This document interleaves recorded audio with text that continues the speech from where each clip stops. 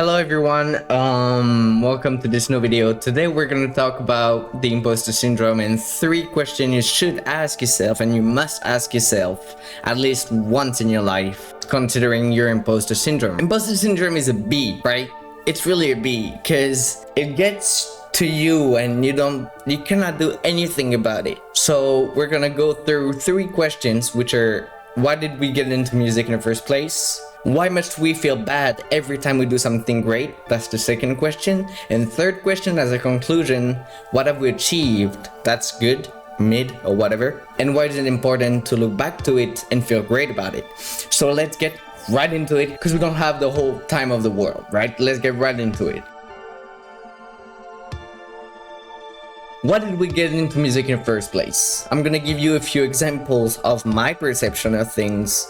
And as I said in the first video of 3 questions last week, money, glory, fame, passion, striving for more projects, they're all valid answers.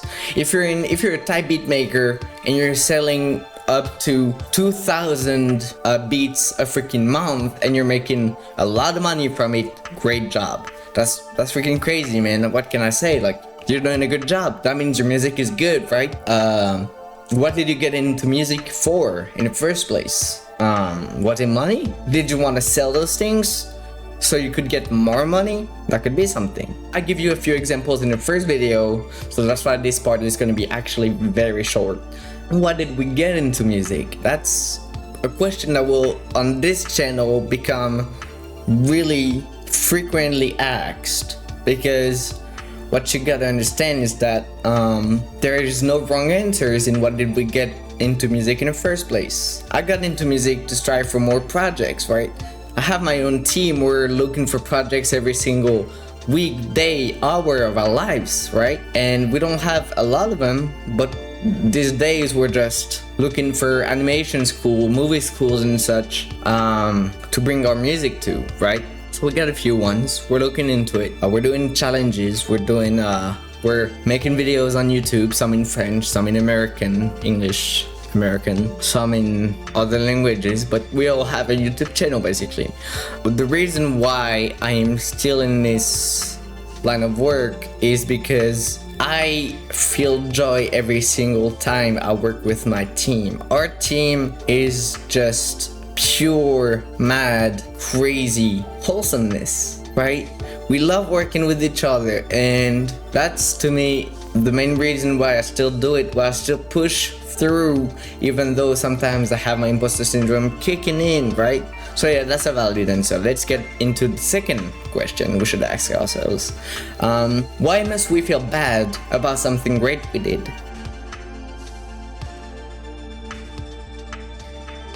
Well, that's a pretty natural thing for an artist. To be honest, as long as you don't pass away, you're always gonna feel the imposter syndrome in you, in your brain, in your body. You're gonna be stressed out about releasing something. You're gonna start overthinking, because most artists are overthinkers, right? Some of us want the most details in their songs, so there is no way you're gonna not improve in the future. So looking back to your first jobs and your first gigs and everything that you've done in the past is actually one of the greatest thing that you can do to yourself, because you will see your improvements, you will see the process that you've been through mentally, in terms of health, in terms of skills, right? All that. I'm personally really confident that I have improved over the past few years. My EPs, Rajaona's Notebook, The Message, Volume 1, 2, and 3 just got better and better and better. And I must thank again Michael Shura, who gave me so many good advice in my whole life. It feels great.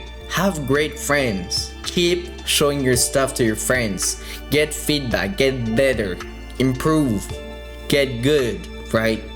And at one point, you're gonna feel like you've done enough work, either on your side or for other people, and that way you're gonna look back at it, and you're gonna be like, well, my first soundtrack, my first EP, my first single was not that great, right? And now I do great stuff, and it feels great right? Doesn't it?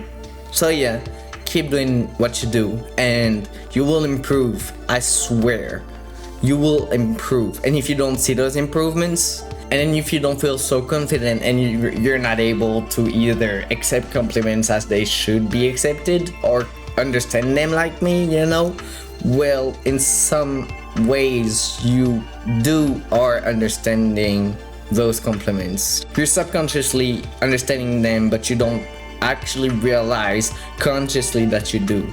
And that's something that you gotta be aware of as well. Compliments are meant to be weird, and they're weird like that, right? I mean, they're not usual and they're not often really constructive, but any compliments that you get, work on yourself and then accept them and understand them as much as you can, because it will make you grow as an artist even better. So yeah, on that good note, great note, positive note, and I'm not doing fake positive or positive negative or whatever it's called. I don't know what people call it these days. I'm really saying and telling you that you gotta appreciate your work and the compliments you get on it, right? Keep doing what you do, you will improve. If you don't feel so great, you will improve. If you're already good and you don't feel right about what you do, you will improve mentally, right?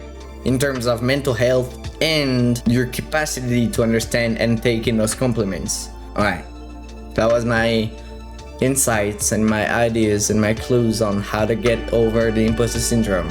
Also, guys, take breaks. Don't forget that ever.